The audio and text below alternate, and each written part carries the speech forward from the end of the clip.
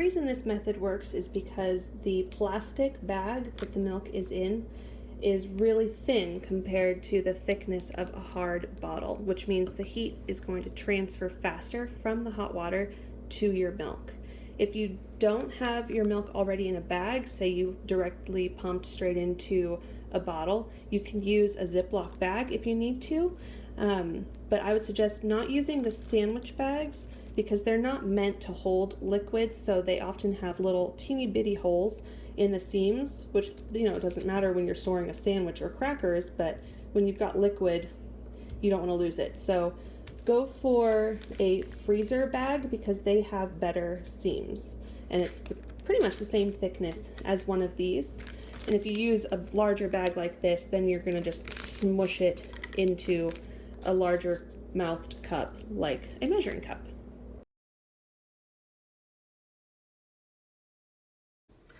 All right, this whole process was developed so that I could do the entire thing with one hand. And since you're most likely going to be holding the baby, I'm going to show you the two best ways to hold him or her while you are warming up the bottle. If the baby is not swaddled, the best way to hold him or her is belly down on your forearm with the head in your elbow, and then your thumb and index finger hooked around the top leg. That way, when they're squirming all around, you have complete control because you are gripping their little tush and they can't go anywhere. If you need to, you can always press them against your torso for even more control. But generally, babies who are upset and hungry tend to arch their back. And if you're holding them unswaddled like this, they're gonna try and roll off this way. They're much more stable right here. Obviously, the easiest way to hold the baby while you're doing this, if you have to hold him or her, is swaddled, because then their arms and legs can't flail about and you can easily just push the bundle again against your torso, and it gives you the ability to move your wrist so that you can test the bottle later on right before you feed.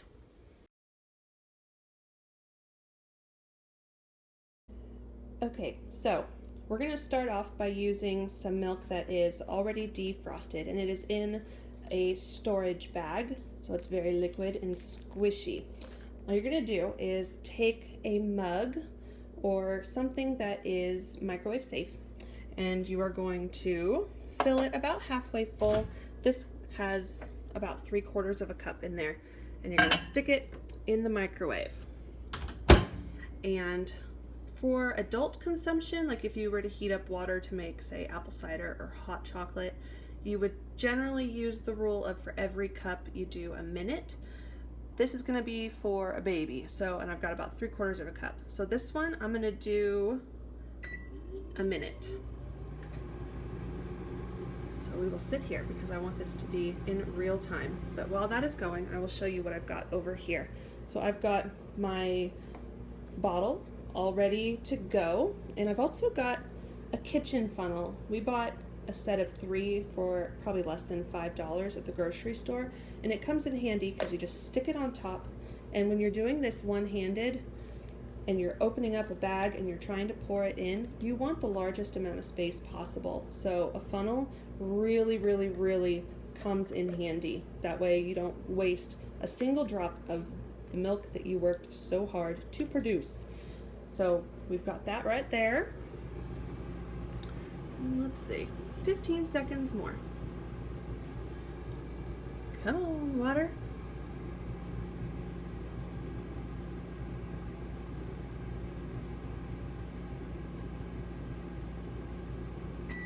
There we go. Our water is done. We're going to bring that over here. I'm just showing you my dining room. And then you're going to put the bag of milk right in there. You see that it is completely covering all of the exposed thing right there. We're going to leave it there for, I don't know, 10, 15, up to 30 seconds.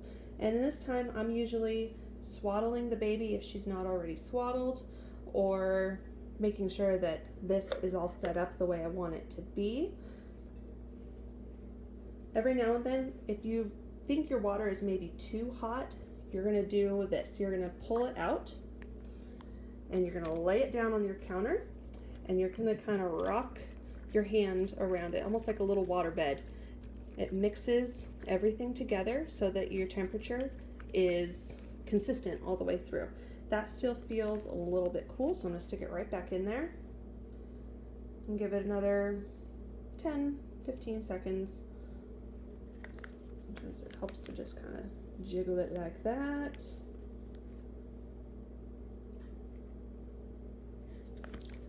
All right, we'll try it again.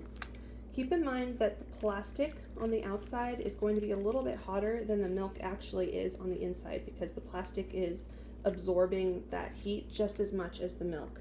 That still feels a little bit cool.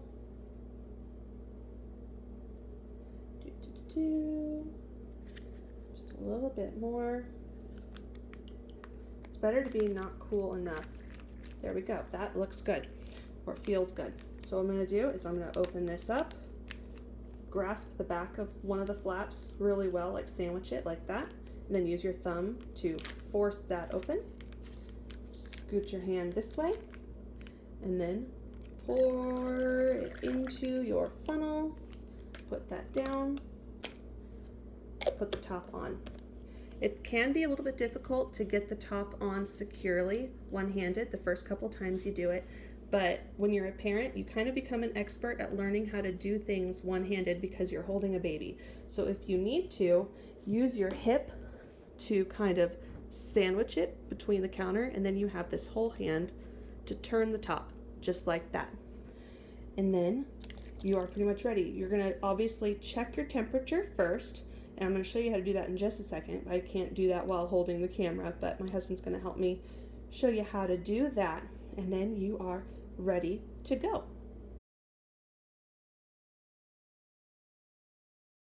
Okay, so realistically speaking, sometimes you're gonna forget to defrost some milk and you're gonna have to feed directly from frozen. The fastest way I have found to do this is to, before you start your water, you're gonna come over to your kitchen sink and turn on the hot water, and you're gonna get as much hot water as possible.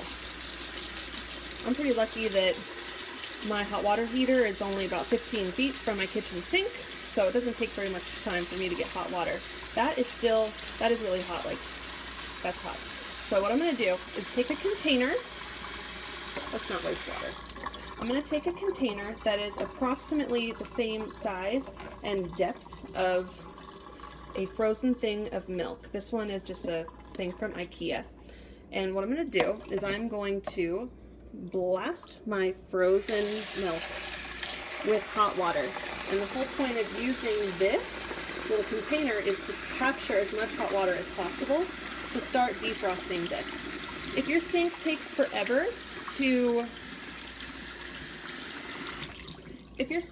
forever to get hot water, still do this, because anything that is warmer than the frozen block of milk that's coming out will help start to defrost it faster. So I'm gonna run this, and while that is working its magic, I'm going to put a measuring cup with about a cup or so, again, straight into the microwave. I'm doing a little bit more water this time, so it's got to be a little bit longer. For 1 cup, I'm going to do 2 minutes. So while that is going, I'm going to let you know why I'm using a larger cup this time. That is going to have a wider base at the bottom compared to how this one is kind of cone. That way my frozen milk bag, which is already softening up quite nicely in this warm water, it's already getting squishy. You can feel hard chunks in there, but you don't want to put any pressure on the seams of these bags. So while your water in your measuring cup is heating up, you're also going to just keep that soaking in there. If you want to turn off the water once this container is filled up, you can do that and just let it float right there for just a minute. So let's see, how much time is left? I'm trying to do this in real time so it's realistic. We got about a minute left. Be sure that when you are microwaving water to use something like Pyrex or ceramic or stoneware that is oven safe. There is such a thing as superheating your water, and that's where you take water and it goes beyond its critical point, which I think is 375 degrees Fahrenheit, with 100 degrees being its boiling point. When it gets really, really, really superheated, it adds pressure, and if you add something cold like milk to something superheated, if it's in a container that's not super stable, it can explode. And if you're doing this one-handed, well, because you're holding a baby, you and or the baby could get really injured. So make sure you're smart. Only use something that can take a lot of heat. A way to know if your water is superheated is if it looks like it's bubbling, or if there are splashes suddenly outside on that turntable. If it looks like it's popping up and down, you need to wait. It's better to have a fussy baby for an extra 30 to 45 seconds while it cools down than obviously people getting hurt. All right, my water is done. It looks nice and calm, so it's not superheated. I'm gonna put that down, close my microwave, grab my bag of milk, which is very squishy, if not a little bit warm. I'm gonna put that down right there. Again, just kind of bounce it around in there. The more the hot water hits the surfaces of the plastic that the milk is in, the better. Because I heated this water a little bit longer, it's going to be hotter, so I don't need as much time. It's already the perfect temperature. So again, mix it really well so there aren't any hot pockets of milk in there. Stand it up. Open it. It's being stubborn, so I'm going to use my hip to smash it. There we go. Grab it. Pour that right on in. Whoop, little filter guy.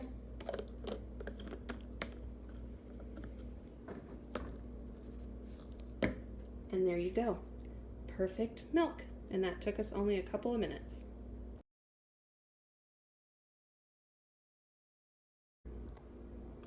All right, so let's talk about how you're going to test the bottle temperature while you're holding the baby. Since you test your bottle temperature on the inside of your wrist, we're gonna do it first with the baby swaddled. Since the baby is right there, you can use your forearm to press him or her against your torso, leaving you the ability to move your wrist around like this. So you're just gonna squeeze it right there. Feels good, awesome. Go ahead and go feed the baby. If you have the baby in the belly down position, because they're being a squirmy worm and they're not swaddled, you're going to, again, push the baby against your torso, just enough that frees up your hand right here. And you're gonna put that right there, and you're gonna use the fingers of this less useful side over here, and you're just going to squeeze it onto your other wrist. That feels good. Now we're gonna go feed the baby.